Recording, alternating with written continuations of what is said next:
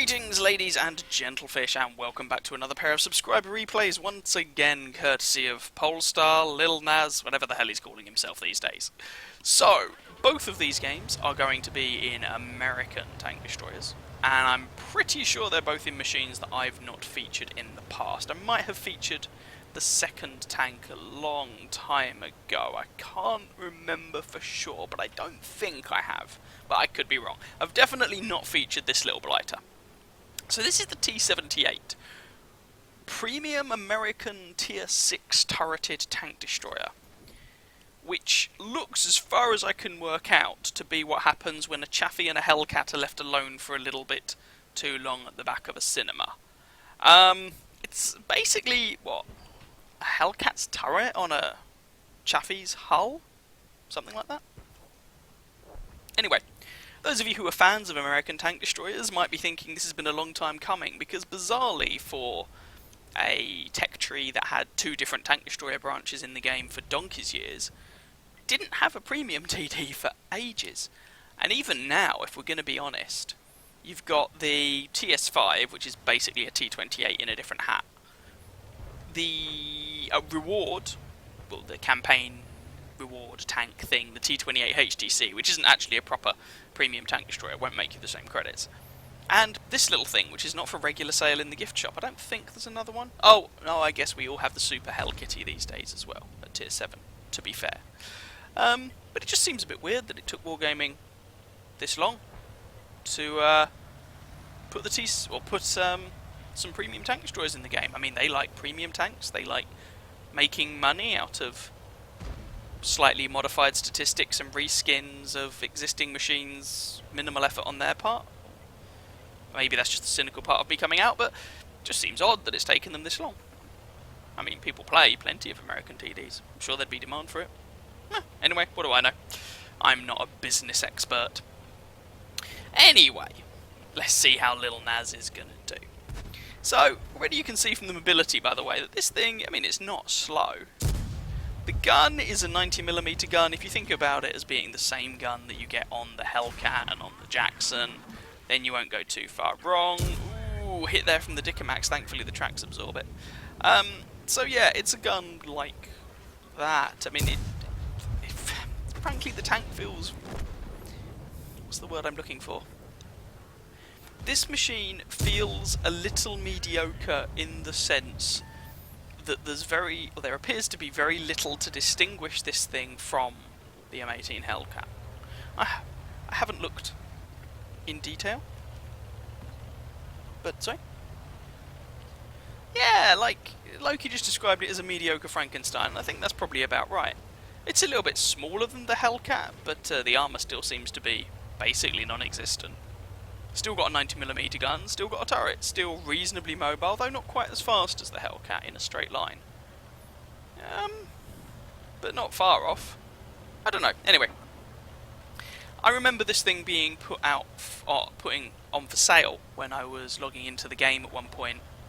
I think it was summer last year. Maybe played 3 games or something, but I remember this thing being for sale, and at the time, looking at it, I didn't buy it. But looking at it and thinking, why? Not, and I suppose I should probably be a little careful here. I didn't want it because when I buy premium tanks, generally speaking, I'm looking for something a little bit different, as opposed to just, you know, tank reskin number 12. I can see why you would want this thing. It's a crew trainer for American TDs, and it plays like the Hellcat, so... oh, the enemy T-78 just stopped. So I can see why you'd want this thing, but I'm just... yeah, it seems a little bit mediocre to me. Anyway, while I've been wittering on like an inane idiot, you can see that the game here has gone a little bit Pete-ong. The scoreline is 5-9, which is not a particularly encouraging prospect. On the plus side, Lil Nas here hasn't actually taken any damage yet. And with any luck... oh, I spoke too soon. I mean, that kind of verifies the armour not very good point. If a tier 6 artillery can splash you nearby and still shave over 200 hit points off your Tinky Tonk, your armour is probably not very good. Anyway, So what do we know? Well, we know there's lots of enemy tanks to kill. Yay! Target-rich environment. Let's look at this as an optimist. We know the enemy T-3485M isn't on huge health. It's probably a 2-shot for Lil Nas. But unfortunately, that's about it. KV-2 is closing in, but to be fair, it doesn't look like the KV-2 is packing huge amounts of support. There's an Achilles over there who's a 1-shot. There's a Stridsvang who's a 1-shot. This could actually go okay. And this is the thing. You don't want to be disheartened when you see these results really go against you, because the enemy team may well be quite badly beaten up. And if they're quite badly beaten up, then they can die quite quickly. And also, sometimes they just get a little bit confident, and this can happen to your own team as well, of course. And if they're a little bit overly confident, well, you can take advantage of that too, and just pick them off one at a time. There, for example, you can see in quick succession the Achilles died, the Stridsvang died, and the KV-2 was put on very low health, or pretty low health. Now, whilst the scoreline is definitely still against the friendly team here, they've got a KV-2 on the beach. Oh, you went beach. With a reasonable amount of health. You've got Lil Nas here with about 2/3 of his health left, who's about to execute a Hellcat. There goes another one. The friendly team are also picking up kills, and suddenly, between the KV-2 Cromwell and T-78 here, they've picked up 6 kills. They've picked up 7 kills, and the scoreline's even. So, you know, just basically all you can ever do is just keep playing the game. Well, I mean, you could throw your toys out the pram and say, "Oh my god, my team's rubbish, I refuse to take any responsibility for my own actions," and decide that you're just gonna go off, make a cup of coffee, go AFK, and leave your team to it, as people often suggest when they don't have any sort of, you know, fortitude, willingness to engage with a challenge. I could keep going on, but I think you get the point. Anyway, scoreline is 11-11. Like, you know, poor enemy teams is what legendary games are made of, let's be honest. By the way, Lil Nas has loaded a HE shell here, which has got about 45 pen, and the Hellcat has about 16 mil of armour. And, well, this isn't really going to end very well for him, really, is it? Lovely choice of ammunition there. HE round turns the Hellcat into a 2-shot. Now, of the remaining enemy tanks, the M44, I mean, you have to be a little bit careful against some artillery as to whether HE would reliably kill them, and as it is, AP round does the job nicely. And the Dicamax, off the top of my head, I think has around 50mm of armour, and these HE rounds are about 45 penetration. So you don't really want to be using the HE rounds on the front of a Dicamax, but AP rounds would do the job, and in this case, the guy's a 1-shot, and Lil Nas has the time to aim in. He'll survive the shot and pick up the finishing kill, just as the FV throws himself joyously off the cliff. Anyway, let's have a look at the post-game stats. So, that game ended up being enough for Ace Tanker, Bruiser, Duelist, Fire for Effect, High Caliber, and of course a Top Gun medal for picking up those 6 kills. Very nice result there to have for Lil Nas in his T-78. And as you can see from the title of the match, apparently that was his second game in it, so none too shabby at all. 2,500 damage, 6 kills, 1,232 base experience. That's a fairly respectable ace tanker for a tier 6 machine. Shoutouts should probably go to the Stridsvang, KV-2 and Cromwell on the friendly team. Between the 4 of them, they managed 13 kills. Rest of the team, didn't have an amazing time, let's leave it at that. On the enemy team, commiserations to the enemy Dicamax, 2,464 damage. I mean, that's a carry by anyone's standards, you just didn't carry hard enough. And Lil Nas here carried that little bit harder. So, shame for him, but, you know, it is what it is. These things suck. 18 shots fired, 12 hits, 12 pens for that damage count. About half of it from close range, half from long range. Armour did essentially sweet jackal, as you would expect from that sort of machine. A little bit of assistance damage in there as well. And with a premium account, that was a 54,500 credit profit. So, not as much as you would make in a tier 8 premium necessarily from like an Ace Tanker game. but you can still definitely rack up a good amount of credits playing your sort of mid-tier, tier 6-ish machines. Anyway, on with the show. Got one more game to show you in this replay. In this video, that's the word I was looking for. For our second match then, we are jumping up to tier 9. This is the T-30, the American turreted tank destroyer. Used to be the tier 10 American heavy tank way back in the dawny mists of time. Some of you might remember that, but as it is, it's the American tier 9 turreted tank destroyer. And, well, I'm interested in this one because I have a T-30 myself that I'm slowly grinding out the T110E4 with, and I recently got my hands on the big gun. This 155mm gun doing 750 alpha damage on a tank at tier 9 with a fully rotating turret. And whatever else you may say about the T-30, those things forgive a lot of sins, and oh dear, oh that'd have been funny. Oh well, never mind. So one of the things I'm interested in, for those people who play the T-30, okay, let's get moving, we don't want an autoloader in the side. For those people that play the T-30, how have you found Equipment 2.0 treating you? So in my T-30, I've kind of... Oh no. I've changed what I might normally do in a tank like this. So my equipment set up on the T-30 at the moment, which appears to be working fairly well, is kind of to acknowledge the fact that this tank's sort of all about that alpha damage. So we've got... Remembering this is a tank destroyer... Ooh, that's going to leave a mark. Remembering this is a TD, so it cannot take a vertical stabilizer. I have gone for an improved rotation mechanism in the firepower slot, because that's as close as I can get to a vert stab, and in the firepower slot you get a nice buff to, well, all the things that gives you, so that reduces the gun bloom, and also traverse speeds are improved and whatnot. I've then got coated optics, because I think it's worth having a little bit of view range to maintain a bit of flexibility, and then vents, just to buff everything about the tank. And you might notice, and that improves like the gun handling and whatnot, or the gun accuracy and all that jazz. Now you might notice that that loadout does not include a gun rammer, and that's because I was finding that with the big gun anyway, oh, and it's a fire, oh dear. With the T-30 anyway, with the big gun, because it's all about that alpha damage, I find you tend to be slapping people in the face for 750 and then running away somewhere, oh, avert your eyes, that poor Type 4 just got rebalanced, and then relocating or pulling back or whatever, trying to make the enemy forget about you and then doing it again.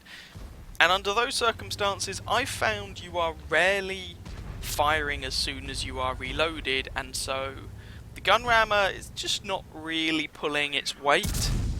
Bye bye T-49. This is cruelty to small tanks. So anyway, that's my loadout. I would be curious to know what you T-30 drivers out there, you experienced T-30 drivers out there, are doing with this thing.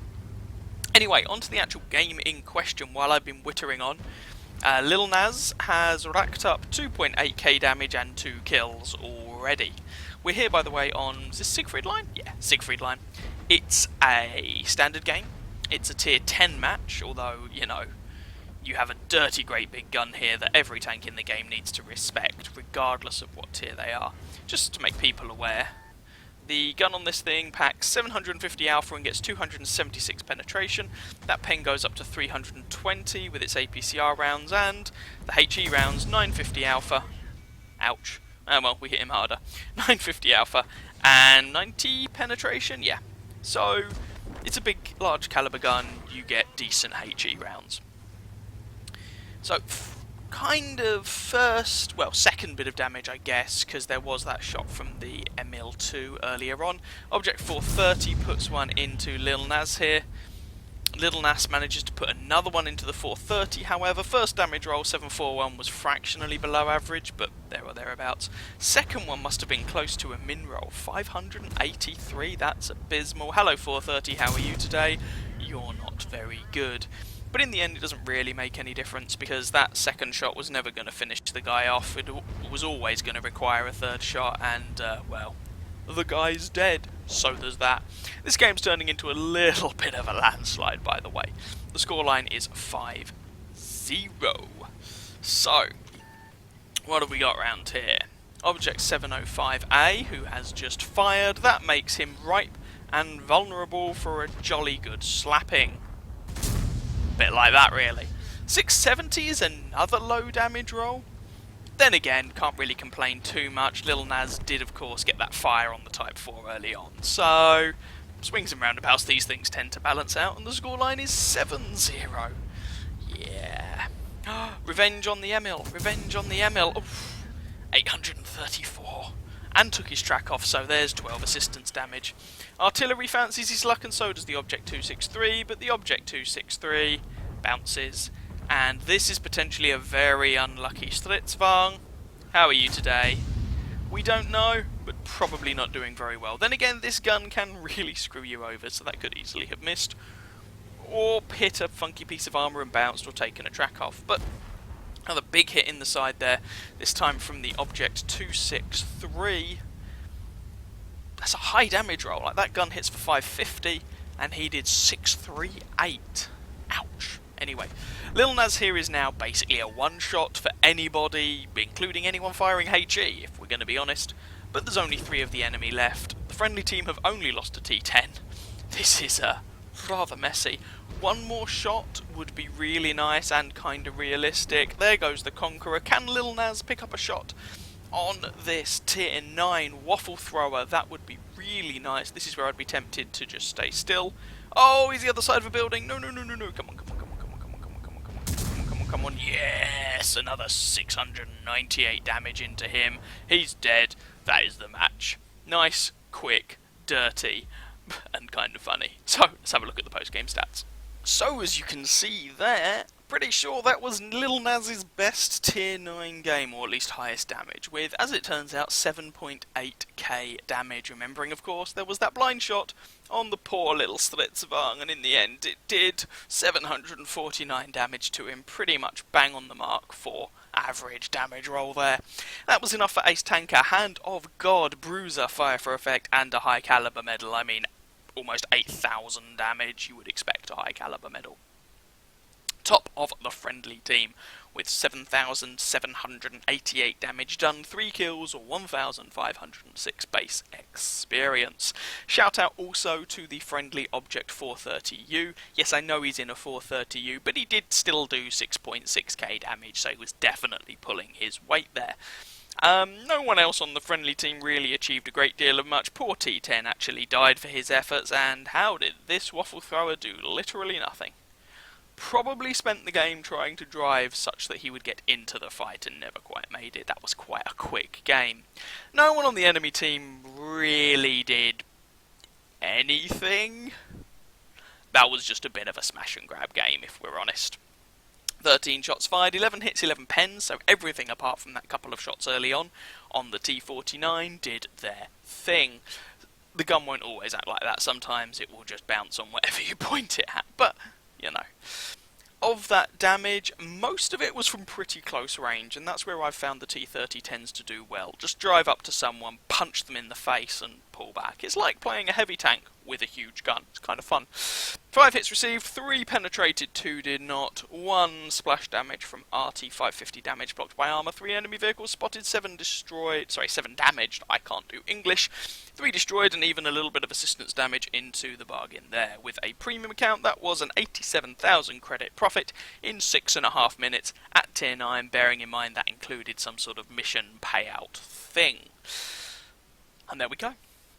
Hope you guys enjoyed that pair of replays there. If you wish to submit your own replays, jump on to Discord. I'll try and remember to put a link in the description, and throw your replay submissions that should have been uploaded to whatreplays.com as a URL in the appropriate place on Discord, and I shall take a look. There should also be various things popping up if you wish to subscribe or whatnot, and of course you can follow me on Patreon. So, I hope you guys are having fun, enjoying yourselves, putting your feet up. I'm recording this on a Saturday, and for those of you who are interested, my little monster is finally 1 year old, which is a little bit terrifying, but there we go. So we're going to be enjoying that for a chunk of today. I wish you very happy hunting on that battlefield. Ciao, ciao.